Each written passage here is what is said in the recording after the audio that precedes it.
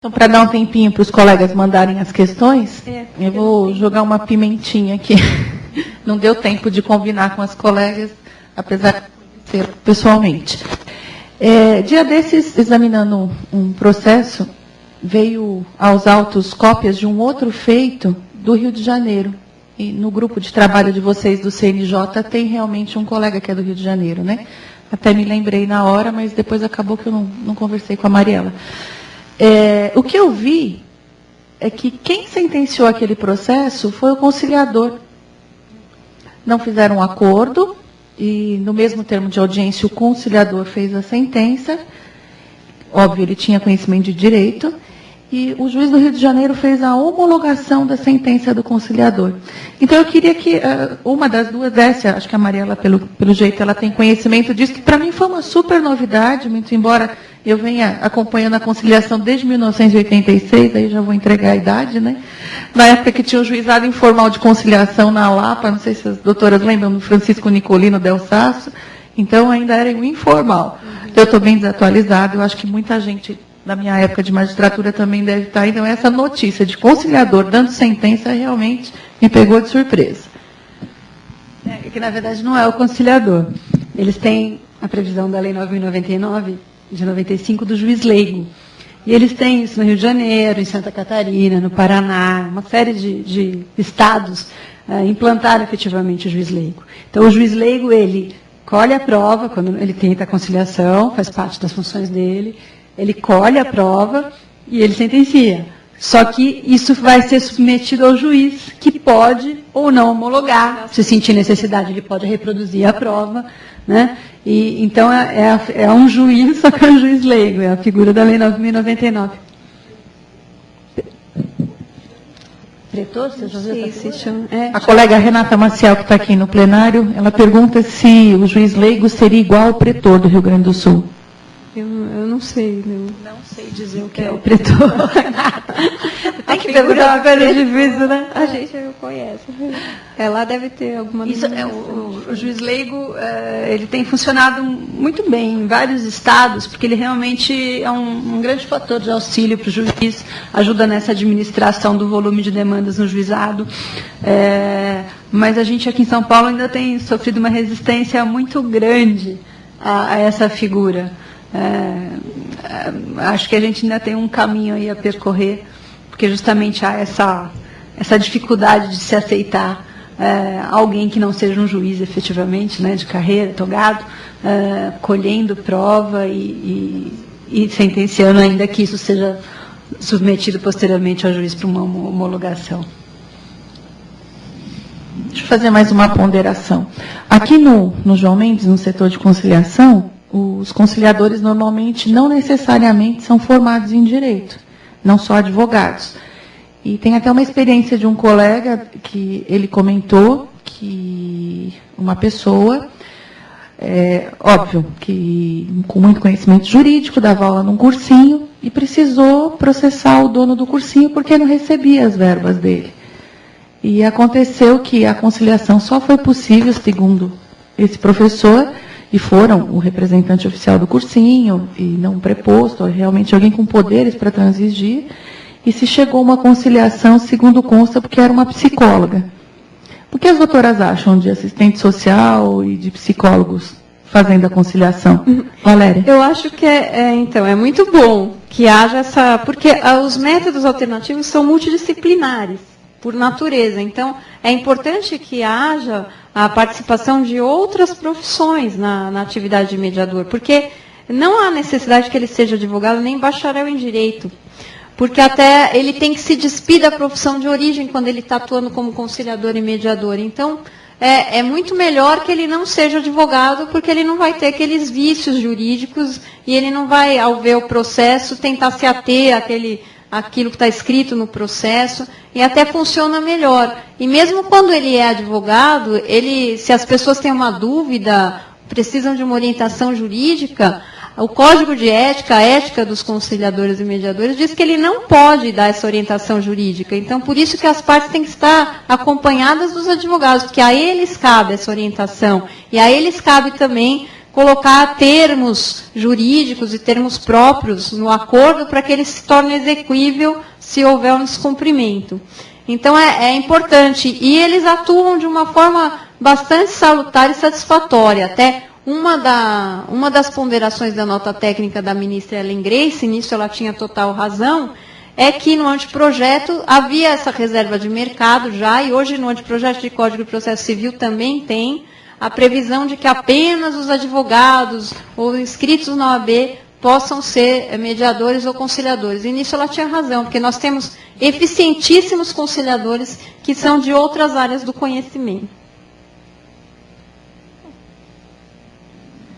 Bem, eu estive conferindo com a pessoa que nos ajuda aqui na transmissão.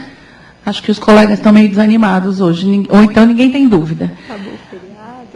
Eu gostaria, então, assim, para encerrar, que cada uma falasse pelo menos mais 5 minutinhos, incentivando realmente aos colegas juízes de direito, não necessariamente a marcar conciliação nas suas varas, porque eu sei que realmente isso daí sobrecarrega bastante a pauta. Mas de pensar, como lá em Campinas, a Mariela talvez possa falar um pouquinho da experiência, a estatística de acordo nessa mediação, nessa conciliação era excelente, né? Coisa que eu acredito ela pretenda trazer aqui para o João Mendes, e nós realmente estamos esperando por isso. Mas para que se faça acordo, é preciso que o colega acredite e mande o processo para o setor. Então, eu queria uma palavra final de cada uma de vocês. Obrigada. Eu acho que falta um pouquinho de visibilidade do funcionamento do setor, para que a gente consiga, nas comarcas de um modo geral, uma adesão maior do magistrado. Primeiro, porque a gente precisa quebrar esse tabu de que o juiz necessariamente faz de maneira perfeita e com qualidade a conciliação. Tem gente que não faz conciliação, tem juiz que pode ter um super conteúdo, ser uma pessoa altamente culta, mas não tem uma facilidade, uma disponibilidade para fazer uma conciliação. Então, o que adianta forçar essa pessoa a fazer, né, aquelas coisas que a gente às vezes vê, tem acordo? Não tem acordo? Acabou, tchau, manda as partes embora. Isso só desacredita o próprio sistema. Então, eu acho que a gente precisa largar a mão dessa falsa percepção e começar realmente a trabalhar com pessoas que estejam dispostas e que tenham tempo para isso e que possam administrar isso. E essas pessoas justamente vão ter que se dedicar a receber essa capacitação para ter essa condição de estar prestando esse serviço. Só que, por outro lado, eu acho que a gente, para quebrar resistências, a gente precisa ser um pouquinho mais transparente. Então, de um modo geral, o que a gente vê nas comarcas é que tem alguém que coordena o setor, né, alguém que tem essa iniciativa de montar e de correr atrás do funcionamento, de funcionário, etc. Mas falta um certo compartilhamento dessas informações, desses resultados, com os demais colegas, para que eles possam estar se integrando a isso, percebendo os resultados positivos que eles trazem, e possam também estar acompanhando a melhoria do sistema, trazer colocações, né, e estar participando de uma maneira indireta que seja, mas participando desse processo de trazer a autocomposição para o Poder Judiciário. Então, acho que está na hora da gente também começar a falar uma língua única, né? A gente, hoje em dia, conseguiu ter os encontros dos juizados. Talvez seja a hora de começar a pensar no encontro dos setores de conciliação, para que a gente possa estar trabalhando posturas comuns, trocar ideias de dificuldades que vão ser encontradas, com a AB de um lugar, com a AB de outro, com funcionários, com capacitação, enfim, ter uma maior comunicação, usar uma ferramenta que é essencial do sistema autocompositivo, que é a comunicação, também para a melhoria do sistema. Então, fica aí uma proposta. Quem sabe a gente consegue futuramente estar organizando, com a ajuda da PAMAGES, da escola, um encontro também dos setores de conciliação e mediação para estar aprimorando o sistema. Na verdade, eu penso mais ou menos a mesma coisa. Nós trabalhamos juntos e temos uma ideia parecida das coisas. O que a gente vê nos setores de conciliação, infelizmente, então, surgiu a partir do provimento, mas assim, não poderia haver nenhum gasto por parte do judiciário, nenhum gasto por parte do tribunal, nem na capacitação, nem em nada, nem em funcionários, nem em estrutura. Então, alguns juízes de algumas comarcas se movimentaram por interesse pessoal, por disposição própria, e utilizaram o seu próprio cartório. Hoje é assim, em Jundiaí, até hoje eu coordeno o setor de conciliação, ele atende 4 varas cíveis hoje, 2 de família, e funciona tudo dentro do meu cartório, é o meu diretor que coordena tudo. Só que se você não tiver essa disposição, também não acontece nada. E o que aconteceu lá foi que teve início com a minha vara. Eu comecei, então, com os meus funcionários, com a minha sala, não tem funcionário, não tem nada. E começou a dar muito resultado, principalmente na área de família, o resultado é excepcional. Se você tem uma mínima capacitação dos seus mediadores, que na família a mediação funciona melhor que a conciliação, o índice de acordos é elevadíssimo, chegou a ser de 84% na minha vara, aí ele vai variando, às vezes baixa para 78%, depende da motivação dos conciliadores, porque outro ponto que eu acho que é fundamental é a remuneração. Eles têm que ter algum tipo de remuneração, nem que seja através das custas, como é a previsão do anteprojeto aí de mediação, mas eles têm que ter, porque eles têm que ter motivação, tanto para continuar no trabalho, quanto para se capacitar, se aperfeiçoar. Eles não vão investir em capacitação se eles não recebem nada.